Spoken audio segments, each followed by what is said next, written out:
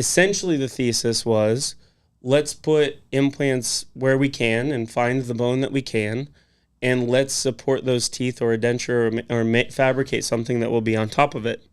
And that's where kind of the all-on-4 technique came from.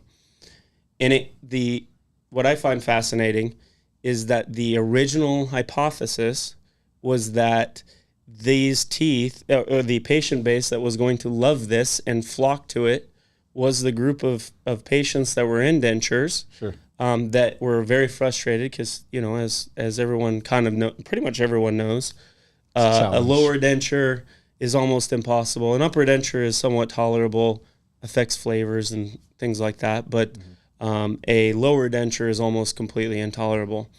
And so the thought was, hey, we have a bunch of people in dentures, they're angry, they're over it, they're going to flock and they're going to line up in droves. And what we have found is, while we still get patients with dentures here and there, that wasn't the bulk of the community, right? And so sort of that initial push towards marketing to patients with dentures was sort of not what happened to be what our patient base is. But that's where it really came out of, was this. It wasn't, hey, how do we make a bridge to replace Jimmy's teeth because he has them now and we need to replace them later. It was more a procedure that was based on, this guy doesn't have much bone, let's put some implants in here where we can and see if we can support the teeth to get him out of dentures, which I find sort of fascinating. That is interesting. I wonder if you know, when they've, and can I just say, imagine being the first doctor trying this out.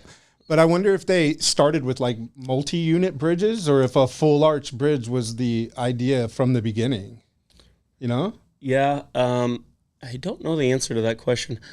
The multi-unit came on the scene really since I've been in the business. Oh, really? Yeah.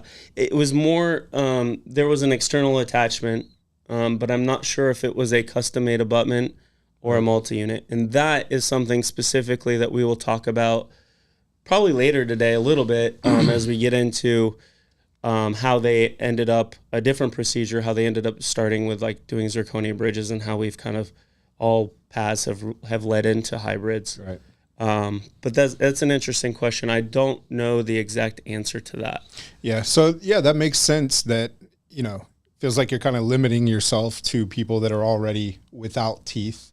Yeah. And yeah, in my experience, at least, we get a lot of denture wearers, of course, and this is the ideal procedure for somebody in dentures, of course. But I don't know, it feels like to me, people that have already made that switch to dentures, they learn to tolerate it a little bit more, because I feel like there's that. I was going to ask you, do you know the reason why? And yeah, you're right on it. I feel like once you get over that initial hump, I mean, we all know our grandparents were in dentures for 20, 30, 40 years, but it's that getting used to being in dentures. It's a real challenge for people. Yeah. So if you could find a way to avoid that altogether and go straight from, you know, having teeth, which granted not good teeth, but teeth you can at least chew, right? Yep. Not gumming food, to something being replaced immediately. That's a fascinating concept. Yeah.